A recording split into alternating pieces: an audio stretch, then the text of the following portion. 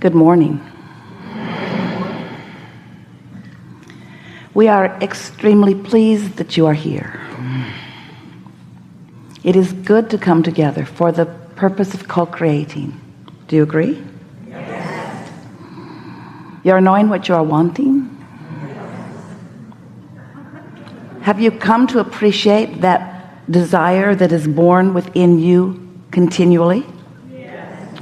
Well, then that means your beliefs are not contradicting it. Don't you like knowing that? Yes. If you have a desire that you don't believe, then the desire doesn't feel good. But if you have a desire and you are not doubting it, you're not worried about it, you're not so focused upon what is right now that it keeps you from expecting it to change, then you're in such a good place. But if you have a desire, but you can't keep your eyes off of what is right now, what is where the desire is not yet showing itself, if the desire is still a vibrational entity, a vibrational being, a vibrational point of attraction, and you have not yet been able to translate it into clues or impulses, if you're not yet seeing it or hearing it or smelling it or tasting it or touching it, so it feels absent or not yet here, then in your awareness of what hasn't happened, you are vibrationally out of sync with the very desire that you have given birth to the very desire that is in the process of becoming.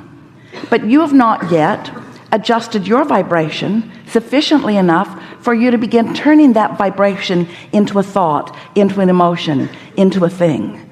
It's still a vibration that feels foreign to you, not only foreign, but opposite in many cases of what you are continually offering. So one of the things that we like to talk a lot about when we are together is how you might ignore what is a little more while you imagine what is coming, or even just stay off the subject. Just don't keep beating the drum of what you want. Which brings us to the most important part of the deliberate creative process. So the three primary steps are ask.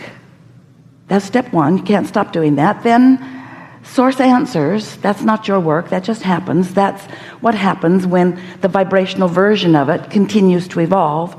And then step three is you got to become a vibrational match to it. You've got to find some way to allow it. You must get in the receptive mode before you can begin translating the vibrational frequency of your desire into a reality. Jerry talked a lot about writing a book. And Esther and Jerry will write this book. In other words, she's beginning the process of it as she's getting impulses from him about it. And this book, such a good title, Turning Thoughts to Things. How is it that an idea turns to an impulse, turns to a rendezvous, turns to a manifestation? How do vibrational things become actualized? And you have to know that they are, because you look around your world and there is so much that is around you that you see.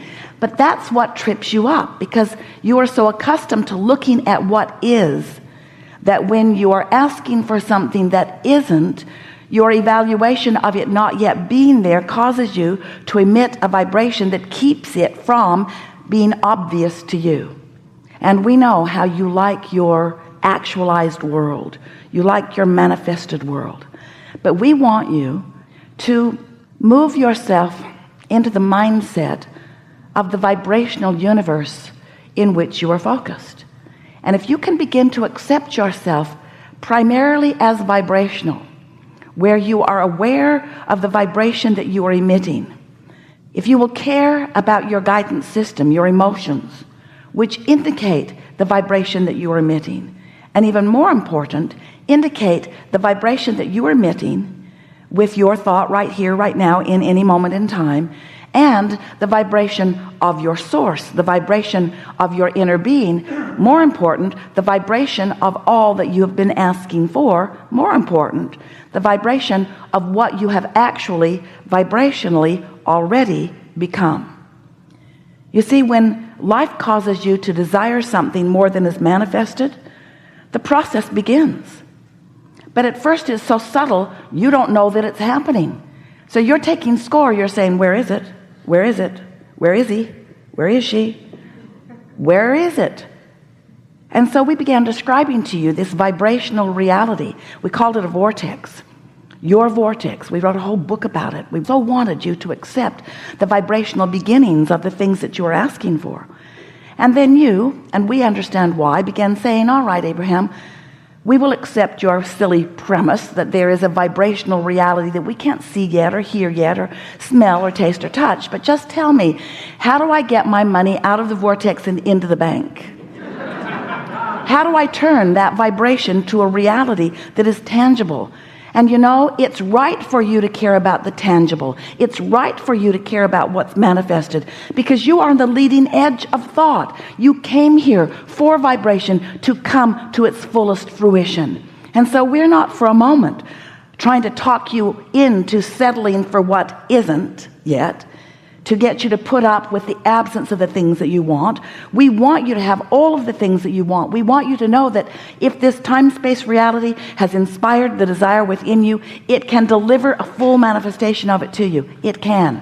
But you've got to get into the vibrational place where you can begin receiving the constant insight and impulse and revelation and ideas and guidance the source is giving you all day, every day.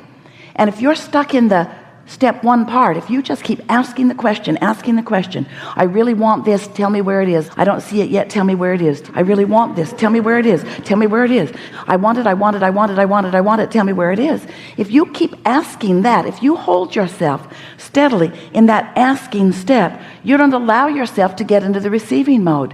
And even though Source is saying, here it is, this will lead you to it, here's a piece of it, this is part of it, because Source is guiding you. Hear this. Ooh, such good words for you to hear and such good understanding for you to grasp. Source is constantly guiding you through and around and over and under the resistance that you have put on your own trail. So Source doesn't say, oh, not ready yet, let's just settle down here and wait. Source just keeps saying, there, we'll try this. How about here. But if you're so busy saying, I don't see it, not here yet, do you see it? Do you know how long I've been asking? Then you can hold yourself incessantly for a really long time in vibrational discord, so you don't feel the impulses. But once you realize that the impulses are being offered to you, and you spend more time relaxing, more time chilling, more time a little bit, 15 or 20 minutes a day meditating. If you decide that you're going to give yourself a better chance of tapping in to the guidance, to the leading, to the clues, to the impulses that Source is offering you all the time, then you'll get into this mode where you will really understand the creative genius that you are. And you will really understand that we're all in this togetherness of all of this. Because when you ask your inner being and all of us and all who you have ever known who have been physically focused, hear your request, take stock of where you are in relationship to it, and begin offering very specific guidance about the path of least resistance to help you to get from where you are to the fullness of what you're asking for. No judgment about how much stuff you've thrown on your path. No judgment about how much resistance you've been practicing. Just steady guidance to help you get over and under it and around it and through it. Because you're supposed to get what you want. You get to have the fullness of any idea that is born within you. That's the way it works here. So if there's anything that's not happening for you quickly, it's because you've got some thoughts that are contradicting it. You've got some thoughts that hold you in a frequency that keeps you from being aware of the ideas that are coming. Have you ever been driving and you just get an impulse to change lanes, and right after you do, you realize that something was about to happen that would have affected you, not maybe run you off the road, but it was just better that you changed lanes when you did, because your inner being has a broader view. Your inner being always knows where you are in proximity to everything else. And most importantly, your inner being always know where you stand in proximity to all the things that you're asking for. So we are eager to talk with you about anything that matters to you. There is nothing that is off limits here. You'll notice a perfect unfolding. Sometimes someone will ask a question and it will evoke a response, a co-creative dance that will help you to understand right where you are relative to something. A lot more is happening here than words. There is a vibration that is happening because we know who you are, we know what you want, we know where you are. And so we'll be weaving in and out of everything that is important to you. There's an energetic thing happening here. And as you listen, as we focus together on the words that are spoken, a collective consciousness, both of your physical format and our non-physical format, converge in a way that will take thought beyond that which it has ever been before. So new insights will occur to you. It is our promise to you that today your vibration will shift in the direction of who you really are, and that from this moment forward things will be different for you because of this vibrational change that is taking place. But most important is for you to understand how it is that this vibrational frequency does change. What focus is required from you in order to maintain balance with who you really are. This isn't supposed to be work, and this is not a lecture on how to get it right. This is a conversation about who you are, the blessed beings that you are, the creative geniuses that you are, how you came into this physical time-space reality for the express purpose of being inspired to new ideas that you are supposed to live the full fruition of. There's not one thing that you have ever desired that should not be fully being experienced by you. And all day, every day, new desires are being born, and every one of them is supposed to be being satisfied by you.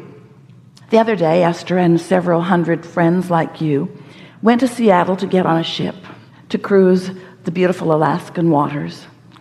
And they left from the port in Seattle and they returned to the port in Seattle. Once we were on board visiting with everyone, we said, wouldn't it have been interesting if as soon as you'd gotten on board, before you even unpacked in your beautiful staterooms, if the captain had come on the speaker and said, hello, ladies and gentlemen. We are happy that you are on board here in Seattle. As you may know, Seattle is your final destination. And since we're already here, we would now like you to get off the ship. Your journey is now complete. And everyone would have protested because no one got on just to get off. No one got on to complete the journey. Everyone got on to experience the journey. Everyone wanted the fun along the way.